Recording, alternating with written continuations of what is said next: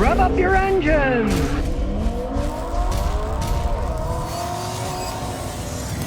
Famous auto man Lee Iacocca dies. Now, I always find it interesting when somebody dies and then people praise them who didn't praise them before. It kind of amazes me because, from my opinion, I see Lee Iacocca, he was basically like the P.T. Barnum of American cars. He was a showman. As an example, he had that ad, "If you can find a better built car, buy it." Well, people listened to him.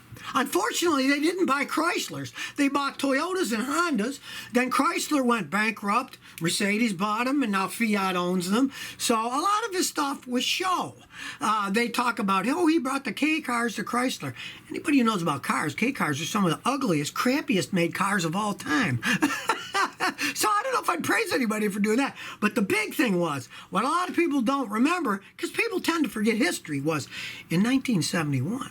Lee Iacocca went to meet with Richard Nixon, and he complained, and I have a quote for him on my phone. His complaint was, "Safety has really killed all our business, Mr. Nixon." He was talking about those buses that Ford made, and they had exploding gas tanks, and they could put some little steel over them so they don't explode, but they didn't want to have to spend all that money, so they went to complain to Nixon about it. And after this meeting, Nixon got a secretary, and they stopped all further safety regulations for a while. So let's remember things as they actually were, and not some fantasy world where everybody praises somebody when they're gone, but in reality, hey, he was up there, the CEO of big companies and stuff. But maybe for the people driving those buses around, people should always tell the truth about things. Not, when they're gone, there's always a fantasy about how great something was. I'm not for that. I think people should be shown in the true light of what actually went on, and not heaps and heaps of false praise because the guy's gone. Mohammed Salma said, "I got an '09 Honda Accord V6. It shifts hard from second to first only." Any thoughts? First of all, I would live with that minor inconsistency. Realize that Honda makes their own automatic transmissions, and they haven't made such a great job of them. But like any modern transmission, it's all computer controlled. You can have a sensor problem. You can have a mechanical failure in the transmission. You can have a computer circuit problem inside the computer, and any of them can lead that to a problem. I had one like that, and the guy actually had spent thousands having a transmission rebuilt. Still did the same exact thing. So I started running some tests and got my 4-channel freeze frame, oscilloscope, a picoscope to analyze everything.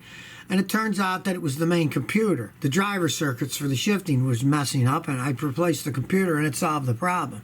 But that was after the guy had already spent a ton of money having a transmission rebuilt that obviously did not need rebuilding.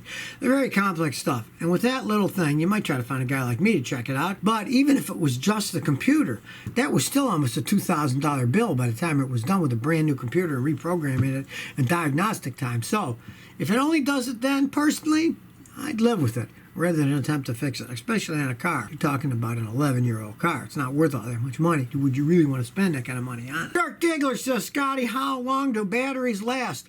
Entire pressure sensors. And how long does it cost to replace them?"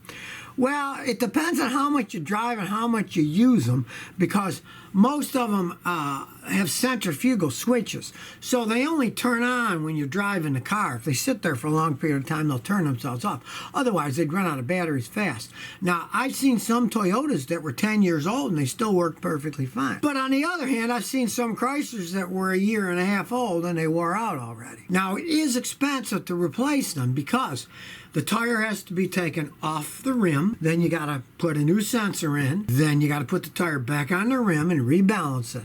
So if you had to change all 4 on some modern cars, you could easily spend $800 or $900. It's not a cheap thing to do.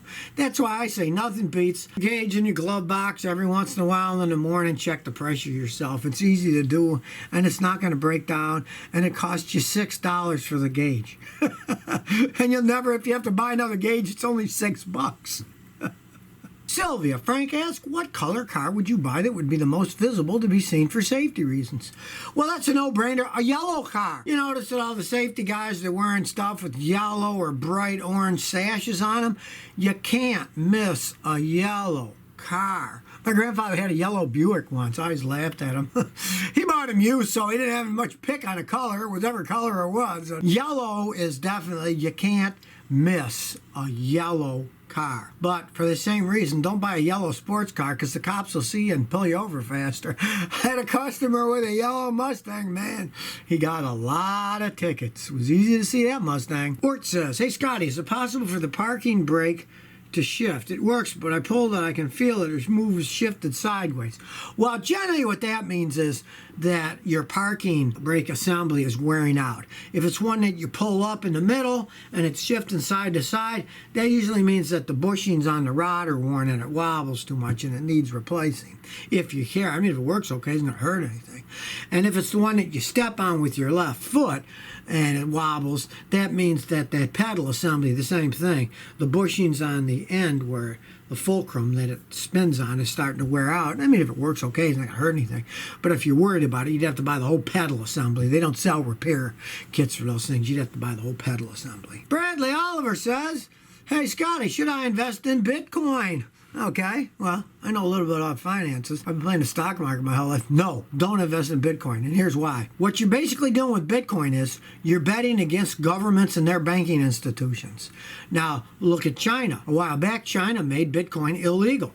So anybody in China with Bitcoin is SOL. And the main reason I see a lot of places are either making them illegal, they don't want to touch them. It seems that the Bitcoin itself is used for a lot of money laundering because people have dirty money, they get Bitcoins, and if they can spend it somewhere else and there's no trace, they can launder the money easier. One, I wouldn't. It's kind of immoral if people are using it for money laundering. But the other thing is you're betting against governments and their monetary systems. So if you never want to miss another one of my new car repair videos, remember to ring that bell.